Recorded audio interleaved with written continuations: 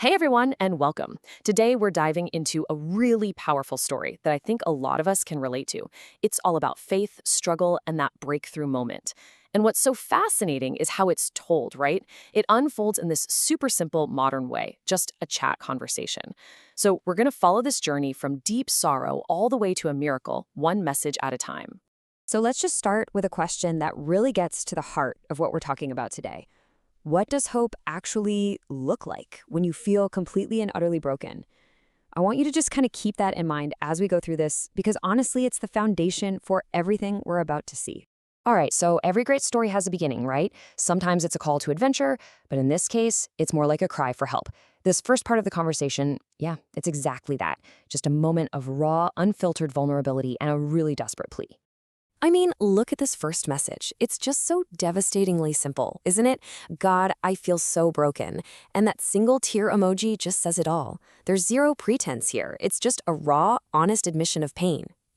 This isn't some formal, eloquent prayer. It feels more like a last-ditch text message you send when you've got nothing left, hoping someone, anyone, is listening. This right here sets the emotional core for the entire story, just profound despair. And then, right after that, we get this follow-up message. And this adds a whole new layer of context.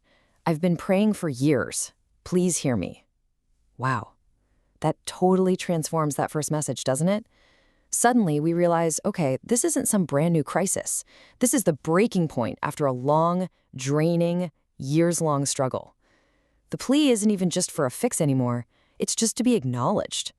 It's about that deep, gut-wrenching fear that all those years of faith have just vanished into thin air, completely unheard. So, after a plea that raw, what comes next?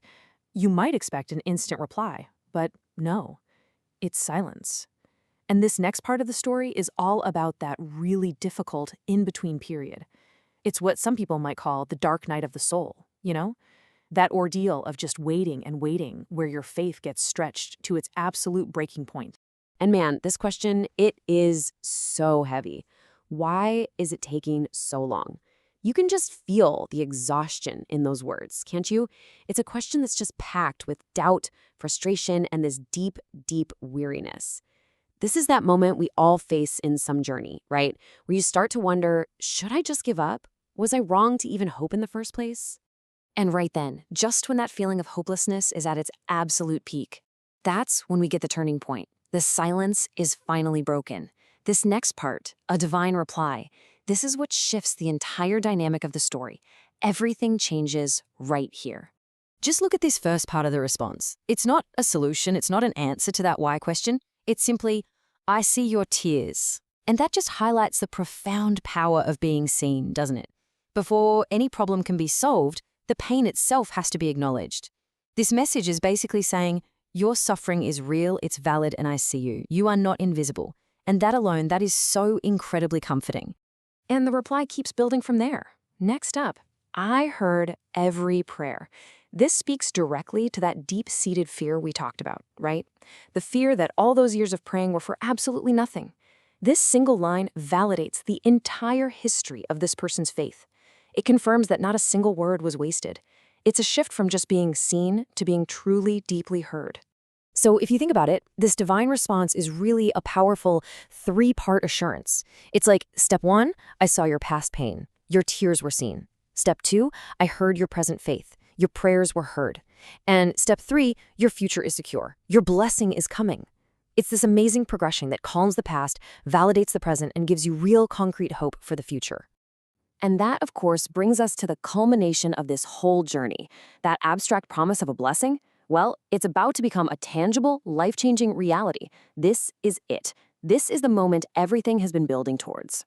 And here it is, the emotional release. Thank you, God, with that crying emoji and the heart. I mean, the sorrow from the very beginning has been completely transformed into just this overwhelming gratitude. The promise was fulfilled, the long, hard wait is over, and it didn't end in disappointment. It ended in a joy so profound it brings you to tears. This is the perfect resolution to the entire story. But you know what? The conversation doesn't just stop at the miracle. There's one last message, and it's so important. Never stop praying. This isn't just some throwaway closing line. It's really the central lesson of this whole journey. It suggests that faith isn't like a vending machine, where you put a prayer in and get a result out. It's a continuous conversation, a relationship that you have to nurture through the waiting, through the sorrow, and through the joy. And that really leaves us with a final thought, something to chew on. What was the real miracle in this story? Was it the answer, the blessing that finally arrived? Or was it the incredible faith and the strength it took to just keep asking, year after year, through all that silence and doubt? It really makes you think about where the true transformation happens, doesn't it? Thanks so much for joining me for this explainer.